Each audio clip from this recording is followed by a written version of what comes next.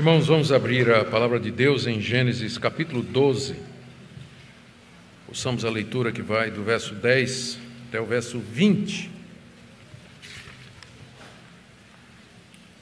Gênesis capítulo 12, de 10 a 20. Abrão no Egito.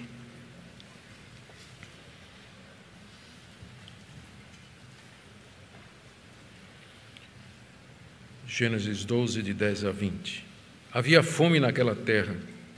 Assim Abrão foi para o Egito, para ali ficar, porque era grande a fome na terra.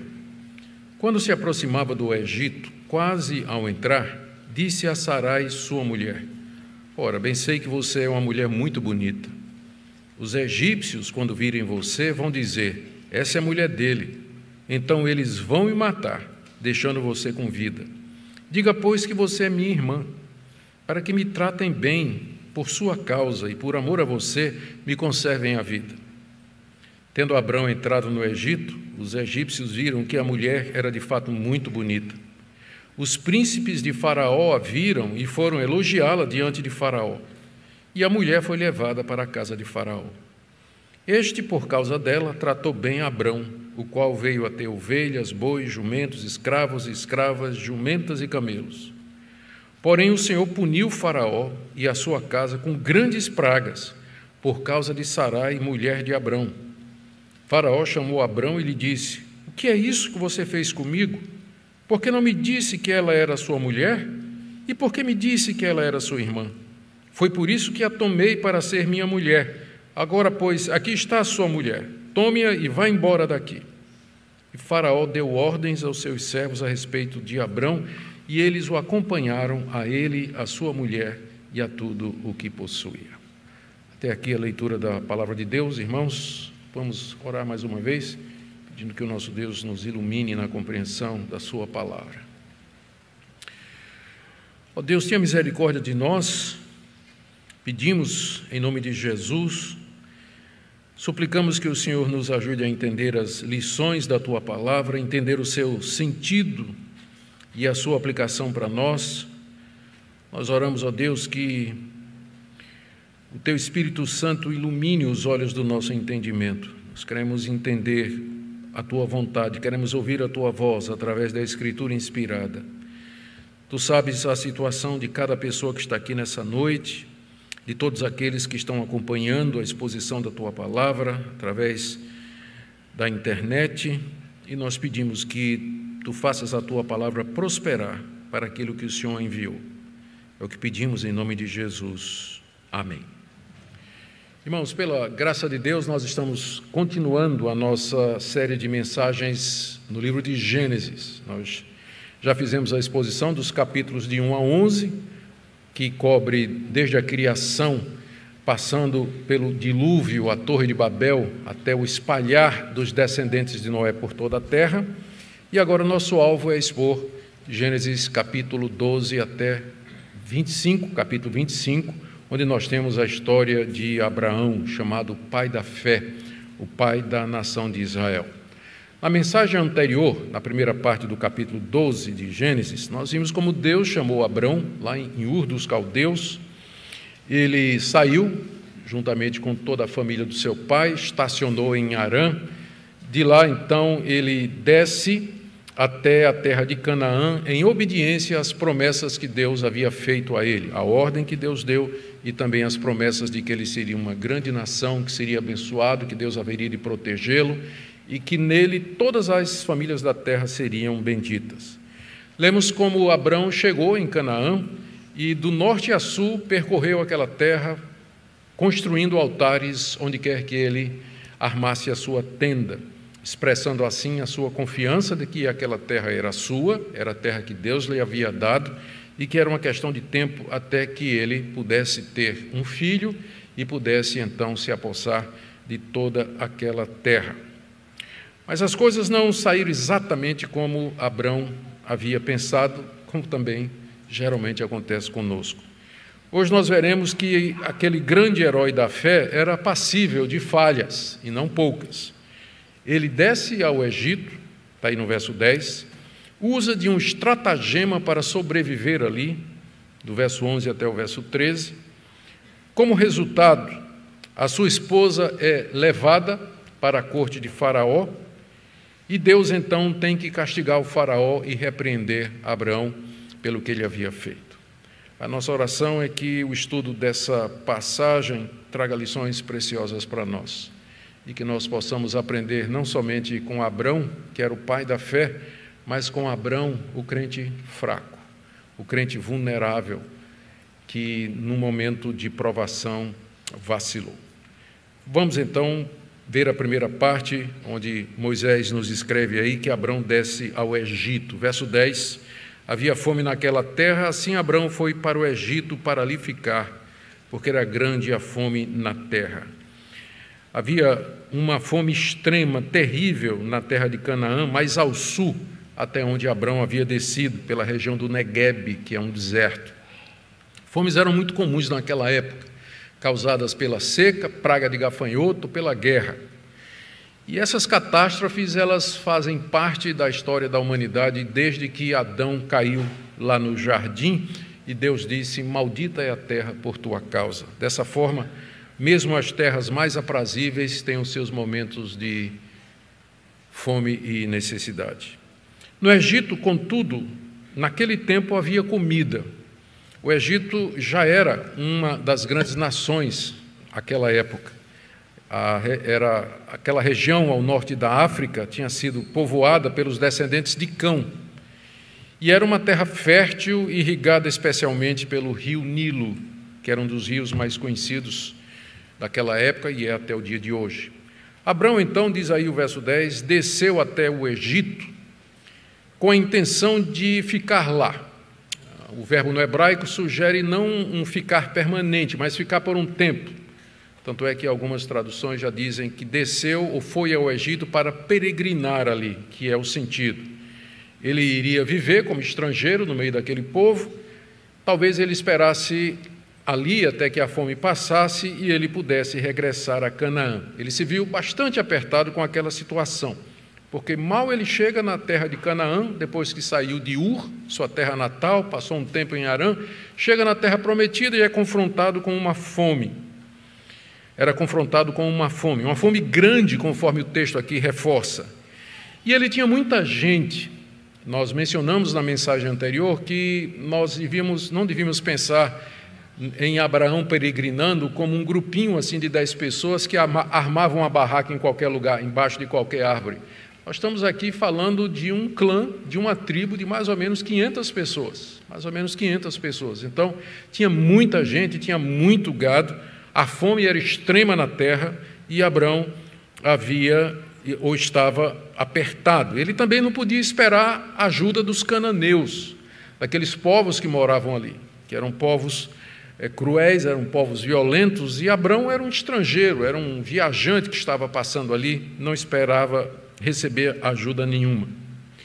Então ele resolve descer para o Egito, que não era exatamente o que Deus tinha dito que ele fizesse. Deus o havia tirado da sua casa e tinha dito a ele que ele fosse para Canaã e que ele peregrinasse ali naquela terra. Deus havia prometido que o abençoaria, que o protegeria e que lhe daria aquela terra. E até então Deus havia cumprido isso. Abrão já tinha cruzado toda a terra, de norte a sul, a terra.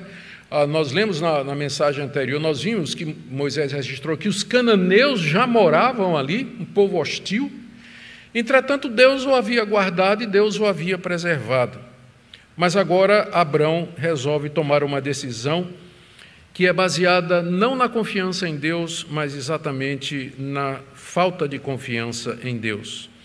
É bem verdade, nós temos que ser aqui justos com o nosso irmão Abrão, ele não voltou. Ele podia ter dito assim: rapaz, isso é uma furada que eu entrei. Saí da minha terra, onde eu tinha tudo, para vir para essa terra aqui, onde tem seca, onde tem fome. Ele não voltou. Isso nós temos que admitir.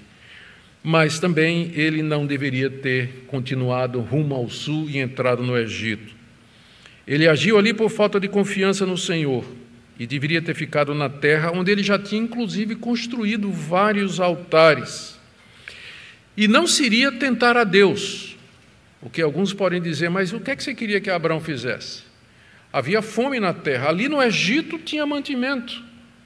Então, de repente, ficar na terra, quando mais embaixo um pouquinho você tinha o que comer, não seria tentar a Deus? Tentar a Deus é quando a gente deixa de usar determinados recursos sem ter de Deus a promessa e a direção que Ele haverá de nos suprir de forma sobrenatural. O certo era Abrão ter ficado na terra. É verdade que no Egito tinha comida, mas Deus tinha dito a Abrão: você vai para aquela terra é sua, eu vou abençoar você, eu vou proteger você. E onde você chegar, você vai fazer um altar para mim. Era importante a presença de Abrão em Canaã. Aquele era um momento de teste da fé do patriarca.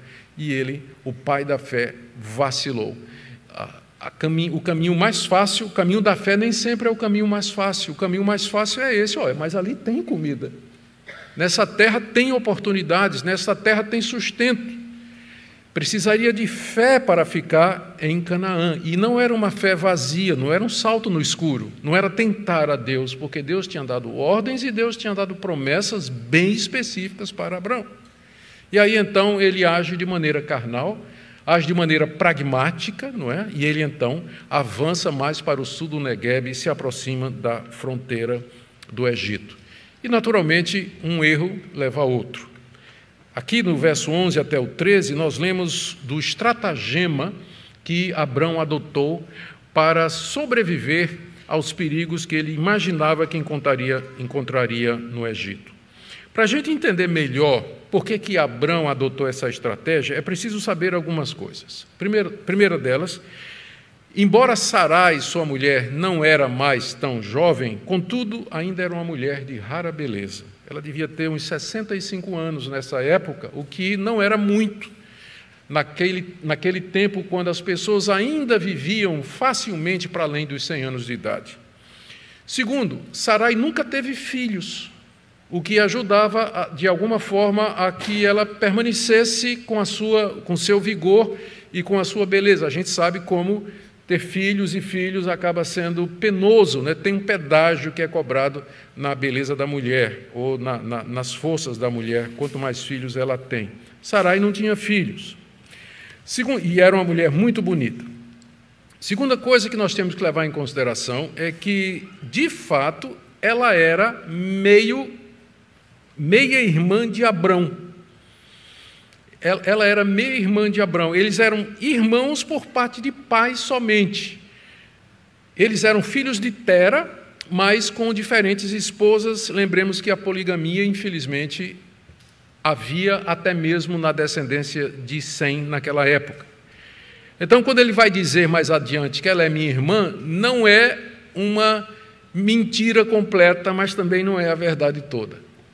Era uma meia-verdade que, segundo alguns, significa uma mentira completa, né? Mas Sarai era irmã dele por parte de pai. Terceira coisa que nós temos que levar em consideração: era costume dos príncipes orientais do Antigo Oriente, das autoridades, dos reis, dos poderosos, era costume deles tomar para seu harém qualquer mulher bonita que eles quisessem que fosse solteira. E isso ninguém questionava. Podia não gostar, naturalmente, né? Que pai queria ver sua filha arrastada assim por uma decisão monocrática do soberano daquela terra, né? O que irmão gostaria de ver isso acontecer com sua irmã? Mas era o costume da terra, era assim que funcionava na cultura do Antigo Oriente. Quarta coisa que nós precisamos lembrar é que fazia parte da moralidade da época, inclusive no Egito, que era errado o rei fazer isso com a mulher casada. Ele podia tomar qualquer mulher solteira que ele quisesse, mas ele não podia fazer isso com a mulher casada. Por quê? Porque o adultério era visto como um crime muito grave, mais do que assassinato, numa sociedade que era baseada na família, que era a sociedade do Antigo Oriente. Então, você trazer uma mulher casada seria inserir uma semente estranha na sua descendência. Você não somente estava destruindo um casamento, mas toda uma geração. Então, o adultério era visto como um crime muito mais grave do que o assassinato, porque assassinando você matava uma pessoa só, mas adulterando e trazendo semente estranha para a sua descendência, você arruinaria gerações completamente. E, quinto lugar, por isso havia o risco de que quando a mulher era bonita, o rei acabava com o impedimento matando o marido.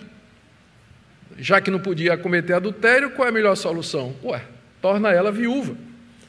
E aí não tem mais adultério. E havia esse risco e essa prática, e Abrão estava consciente de todas estas coisas. Com tudo isso em vista, Abrão, desde que saiu de Ur dos Caldeus, ele chamou a sua mulher e disse: vamos combinar uma coisa aqui.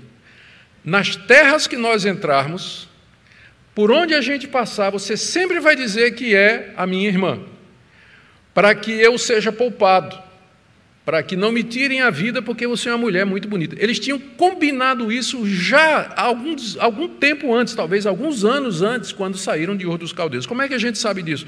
Porque quando Abraão fez isso de novo, e ele vai fazer isso de novo no capítulo 20, Moisés registra que ele disse ao rei Abimeleque, que tinha tomado a mulher dele, ele disse o seguinte, estou lendo aqui Gênesis 20, de 12 a 13, ela de fato é minha irmã por parte de pai, embora não por parte de mãe, e veio a ser a minha mulher.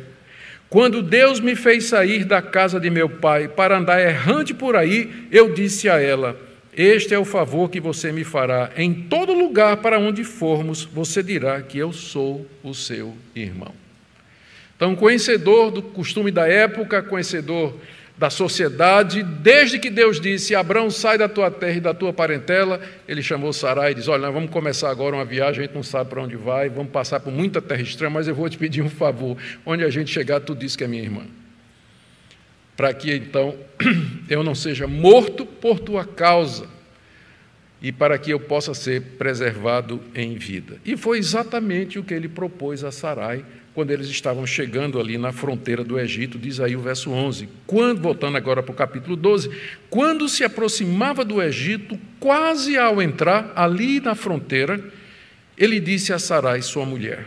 E aí ele faz então essa proposta que nós vamos ver em mais detalhes. Tudo indica que a essa altura já havia uma dinastia no Egito, já por muitos anos, e que a sede era ali no delta do rio Nilo, bem na entrada de quem vem do norte. Então, Abrão, para entrar no Egito, ele tinha que passar exatamente pela capital, pela sede, onde o faraó tinha o seu palácio, a sua casa e a sua corte. Sabendo disso, Abrão então argumenta com sua mulher da seguinte maneira no verso 11. Ora, primeiro, bem sei que você é uma mulher muito bonita. Ele estava consciente de que, de fato, ela era uma mulher formosa. Segundo, agora no verso 12, os egípcios, quando virem você, vão dizer, essa é a mulher dele, então eles vão me matar, deixando você com vida. O argumento de Abrão é esse, não é justo, você vai escapar e eu vou morrer. Pensa no egoísmo, né?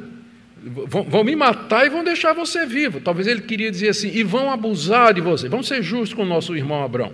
Não vamos imputar a ele alguma coisa que talvez ele não tenha pensado, porque parece egoísmo, não parece? Mas vamos dar o benefício do amor aqui a Abrão. O que ele disse assim, você vai ser poupada e vão abusar de você. Era melhor até você morrer mesmo do que ficar na mão desse faraó aí, sabe-se lá o que é que ele vai fazer com você. E por isso, verso 13, Abrão diz assim, diga, pois, que você é minha irmã, que era o que eles tinham combinado anos antes, que haveriam de fazer. E quais os motivos de Abrão para pedir isso? Para que os egípcios poupassem a vida dele e também para que os egípcios o tratassem bem, verso 13, para que me tratem bem por sua causa e por amor a você me conservem a vida. Irmãos, nós ficamos aqui corados de vergonha com nosso irmão Abrão.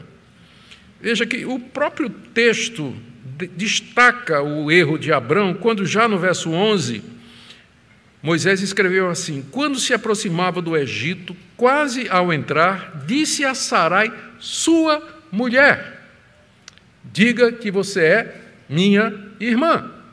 Então, o próprio texto já expõe a falácia, o estratagema falacioso que Abrão estava ali imaginando. Ele queria passar a falsa impressão de que Sarai não era nada mais do que sua irmã. É isso que ele queria. E as intenções aparentemente não eram totalmente corretas. Mais uma vez, por um lado, a gente precisa ser caridoso com o irmão Abrão. Estava certo ele querer salvar a sua vida, afinal, Deus o havia escolhido de entre tantos e fez a promessa de que nele seriam benditas todas as nações da terra. Ele sabia que a vida dele era preciosa, ele sabia que ele era o portador da promessa, ele sabia disso.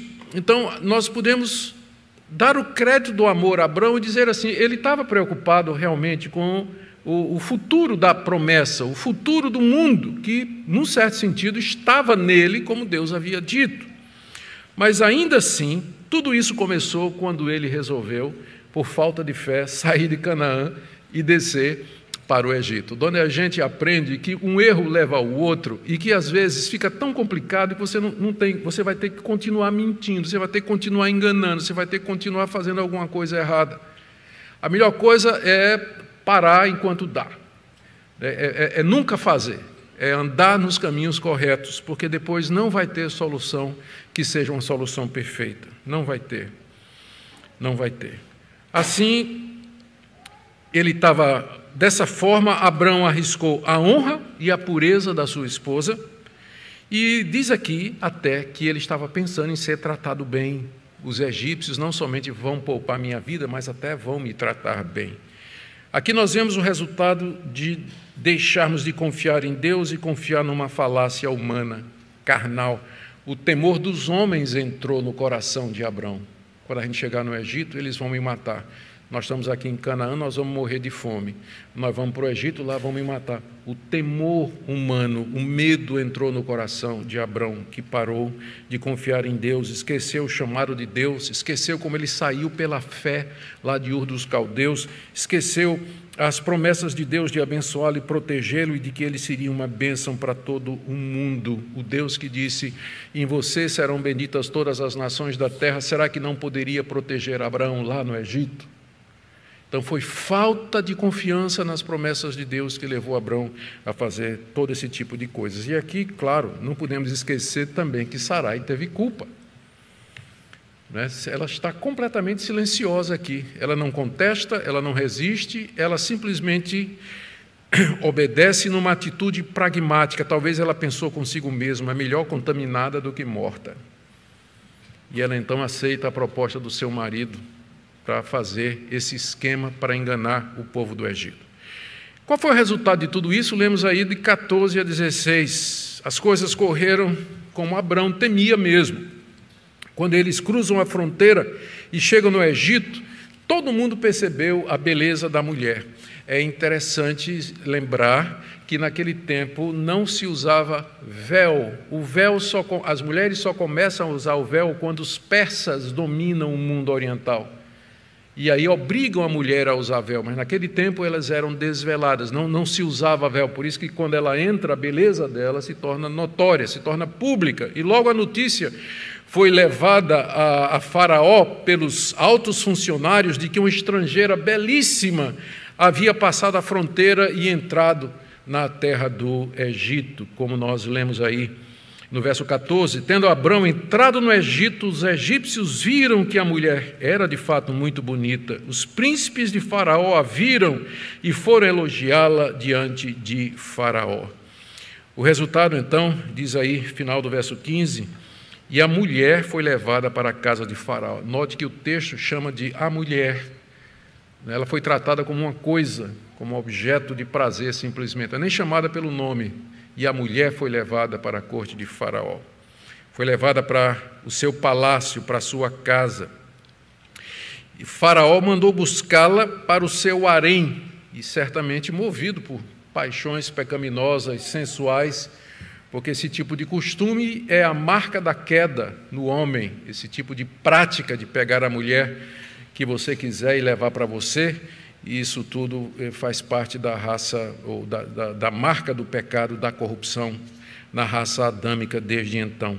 Movido por essas paixões, então, ele leva a mulher, não sem antes perguntar qual é a relação dela com aquele homem que está ao lado dela.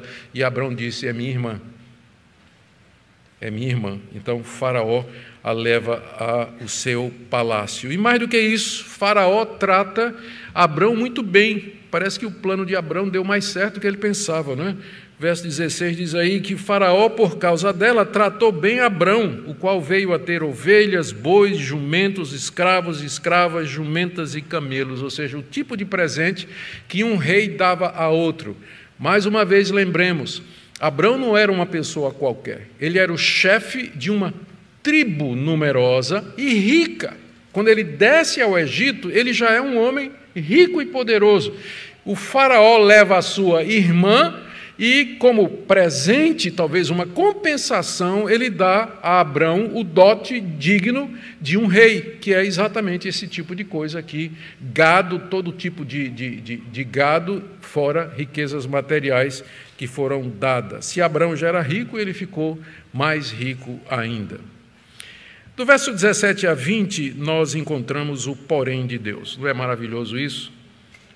Diz, olha como começa o verso 17. Porém, o porém aqui marca a ação de Deus na história, porque até agora Deus não apareceu. Notou isso? Como Deus está ausente? Até agora o nome de Deus nem foi citado. Primeira e única vez que o nome de Deus é citado é aqui, nessa passagem, quando é dito que ele intervém. E ele intervém em juízo. Ele intervém em juízo. Ele intervém para castigar Faraó e repreender o seu servo Abrão. Verso 17 nos diz: porém o Senhor puniu Faraó e a sua casa com grandes pragas por causa de Sarai, mulher de Abrão.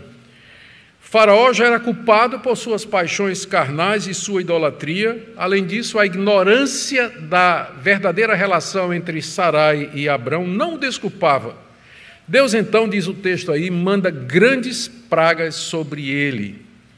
Mais exatamente, grandes pragas, puniu Faraó com grandes pragas, doenças terríveis sobre ele e a sua casa, que pode significar a sua família, ou então pode significar a sua corte, a corte lá no palácio. Provavelmente essas doenças eram doenças venéreas ou relacionadas com relacionamento sexual, para que o faraó pudesse fazer uma conclusão, chegar à conclusão de que aquilo veio por conta da recém-chegada mulher que ele tinha adquirido para o harém. Então, muitos estudiosos acham que essas pragas eram doenças desse tipo aí. Os objetivos do castigo de Deus sobre Faraó e sua corte são vários. Primeiro, evitar que o Faraó tivesse relações com Sarai. Segundo, proteger Sarai, que era parte essencial da promessa da descendência. Deus tinha dito a Abrão: você vai ter filhos, e vai ter filhos com essa mulher. Então, era importante que ela não fosse contaminada, que ela não fosse corrompida. Por isso, então, Deus age rapidamente, trazendo um castigo duro sobre Faraó. Nada no texto sugere que Faraó teve relações com ela. Mulheres que eram levadas para o harém geralmente passavam um período até de vários meses, passando por uma purificação física e religiosa, e algumas delas morriam sem ser chamadas para a cama do rei. Então ninguém pensa que foi assim: Faraó disse, vem cá, catou e já levou para a cama. Não foi. O costume naquela época era que as mulheres do harém, elas passavam por um longo período de purificação, de preparação, de beleza e tudo mais, antes de poderem compartilhar da cama do rei. E nós entendemos que o objetivo de Deus era evitar que chegasse a isso, e por isso, então, ele castiga grandemente Faraó. E um outro objetivo é confirmar a lei moral não escrita no Egito, mas gravada no coração da cultura, de que adultério de fato é pecado. De que, mesmo que eles não tivessem os 10 mandamentos, mas estava na consciência coletiva, porque eram todos descendentes de Adão. Os cananeus que colonizaram o norte do Egito, eles eram filhos de Noé, eram dos 3 filhos de Noé, o homem de Deus que conhecia toda a verdade de Deus. Então havia resquícios da verdade, da ética que Deus havia revelado durante séculos aos setitas, os descendentes de Sete, aquela linhagem bendita que nós vimos na primeira parte da exposição de Gênesis. Então havia um resto de consciência moral, e Deus, ao castigar Faraó por tomar uma mulher casada, ele confirma isso, de que ele não vai admitir, que ele considera sim o adultério como alguma coisa errada, a imoralidade, a promiscuidade. E em seguida, depois de castigar Faraó, Deus repreende seu servo Abrão através de Faraó. De alguma forma, Faraó veio a descobrir que a causa daquelas doenças súbitas era aquela estrangeira que ele havia acabado de adicionar ao harém. Como nós dissemos, ele pode ter deduzido isso do tipo de doença que veio sobre sua família, ou Deus poderia tê-lo advertido num sonho, como mais tarde Deus vai fazer com Abimeleque, quando Abrão de novo faz esse estratagema. O fato é que Faraó descobriu, e provavelmente Sarai confirmou, que Abrão havia enganado quanto ao seu status com relação a Sarai. E ele certamente temeu por si mesmo, temeu pelo seu povo. Que Deus era esse, desse estrangeiro? Ele talvez já tivesse ouvido falar desse Deus, porque era o Deus dos antepassados dele, não é? Tinha escutado desse Deus, e agora ali estava alguém que parecia ter um relacionamento próximo com esse Deus e que estava sendo protegido por esse Deus. E o faraó se enche de medo e chama Abrão. E ele repreende Abrão como mentiroso. Note as 3 perguntas que ele faz aqui no verso 18. O que é que você fez comigo? Por que que você não me disse que ela era sua mulher? Por que que você disse que ela era sua irmã? E se justifica: eu não sabia que ela era sua esposa, por isso a tomei. E então ele devolve Sarai a Abraão, está aí no verso 19, final: aqui está a sua mulher, tome-a e vá embora daqui, e manda Abrão retirar-se do Egito. E usa de misericórdia com Abrão, muito mais movido pelo medo do que por bondade, porque manda uma escolta para levar Abrão de volta para a fronteira. A gente não sabe quanto tempo Abrão passou ali, não é?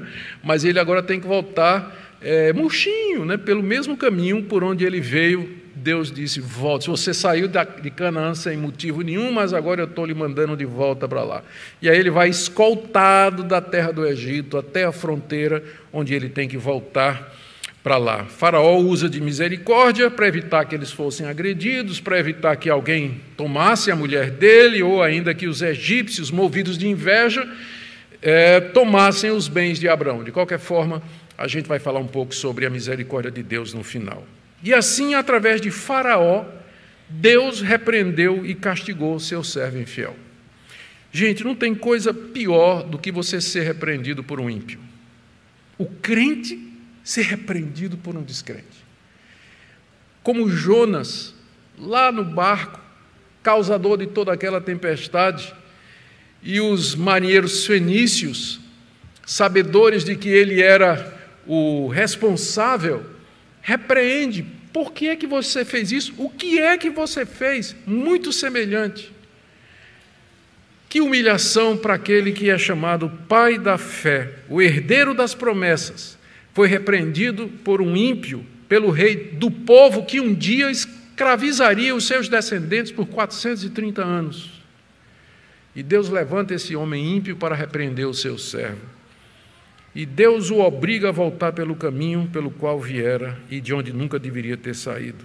E assim Abrão mancha seu nome e mancha a sua reputação até o dia de hoje. Impressionante como no mesmo capítulo você encontra, na primeira parte do capítulo, Abrão, o pai da fé, que toma a decisão de fé de sair de Ur dos Caldeus e ir para uma terra que Deus lhe mostraria, deixar seu pai, sua mãe, a sua terra natal, e ele sai sem saber para onde ia. Ele é elogiado no livro de Hebreus, capítulo 11, como um dos heróis da fé por ter feito isso, para logo depois nos dar esse exemplo de falta de confiança, de falta de fé verdadeira nesse Deus. O que é que Moisés quis ensinar com esse trecho do livro de Gênesis aos israelitas, a quem ele certamente destinou esses escritos. E o que é que nós podemos aprender?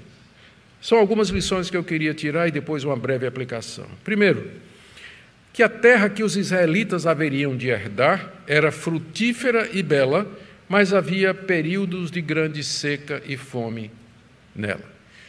Lembrem da figura de Moisés acampado com os israelitas do lado de cá do Jordão, na frente de Jericó, nas planícies de Moabe, Rio Jordão no meio. Do lado de lá estava a terra que Deus havia prometido, a mesma terra que Deus havia prometido a Abraão e onde Abraão havia peregrinado 430 anos antes. Era a mesma terra. Aquela mesma terra que Abraão verificou que também padecia fome, carência, necessidade, secas e pragas, era aquela mesma terra que os israelitas haveriam de possuir por herança. E, portanto, eles deveriam aprender a confiar em Deus.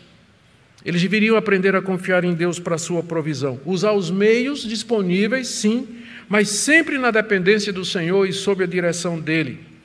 Da mesma forma que Abraão foi provado pela fome, os israelitas também seriam provados quando entrassem na terra, que é descrita como uma terra que mana leite e mel, mas nem sempre.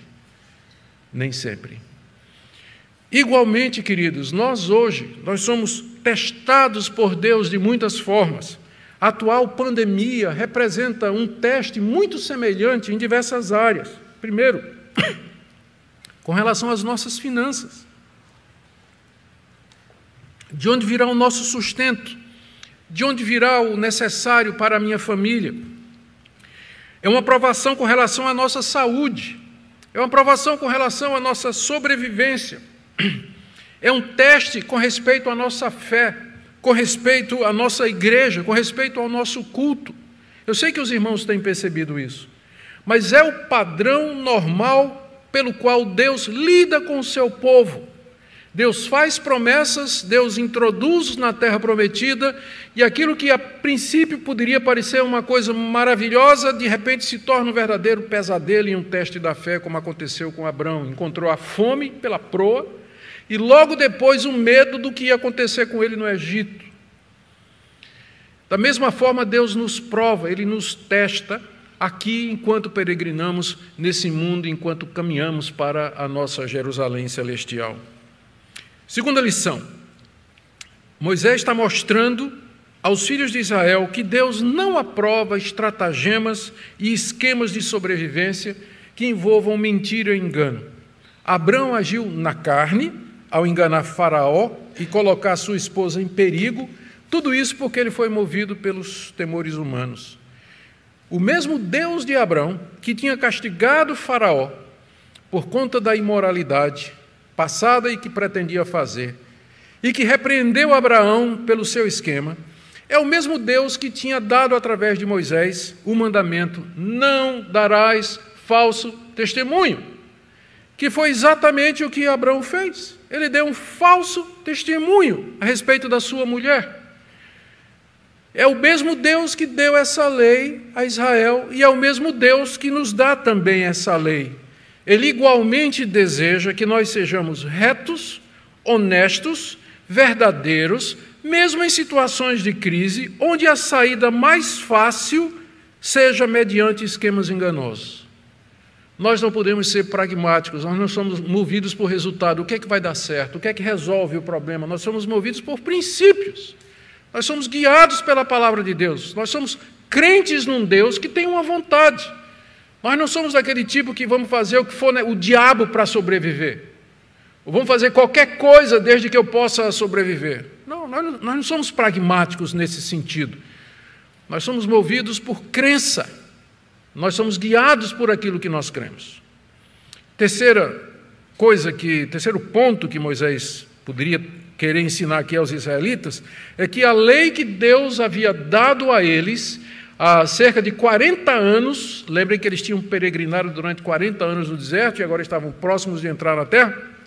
A lei que Deus havia dado a eles lá no Sinai era a expressão escrita, 2 tábuas com 10 mandamentos, era a expressão escrita da lei que Deus mesmo havia gravado na consciência e na mente de todas as pessoas, até mesmo entre os egípcios descendentes de Cão, que não tinham aquela revelação escrita. Eles sabiam que o adultério e o engano eram coisas erradas. Isso mostra, queridos, que não tem inocentes diante de Deus. Não tinha lei de Deus no Egito. Mas todo mundo sabia que adultério era errado e que enganar o seu próximo é errado. Mesmo nos povos mais distantes, mais rudes, mais escondidos da civilização e do cristianismo, você vai encontrar um código de ética, um código de moralidade. Mesmo entre os povos mais bárbaros, as tribos mais selvagens escondidas no recôndito da mata amazônica, eles têm um código moral que reflete essa lei de Deus gravada no coração, que reflete o fato de que são todos feitos à imagem e semelhança de Deus e que são todos filhos de Adão. Por isso, esqueça aí o mito do selvagem inocente. Esqueça esse mito de que as pessoas que nunca ouviram falar de Deus, no dia do juízo, Deus vai mandar tudo para o céu. Não. Se elas não ouvirem o Evangelho de Cristo, o Evangelho da redenção, elas serão condenadas, não por aquilo que elas nunca ouviram, mas pelo próprio código que elas aceitam. Pelo próprio código que elas aceitam. E, portanto, como diz a palavra de Deus, eles são indesculpáveis diante de Deus. Romanos capítulo 1, a partir do verso 18. Quarta lição. Mesmo os mais fiéis servos do Altíssimo podem falhar e cair vergonhosamente em pecado. Aqui nós lemos como o pai da fé vacilou e desonrou a Deus em vários pontos. Igualmente, os israelitas deveriam vigiar o seu coração.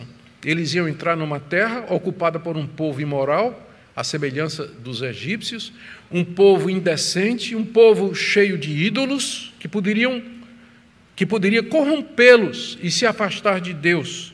Portanto, eles deveriam vigiar.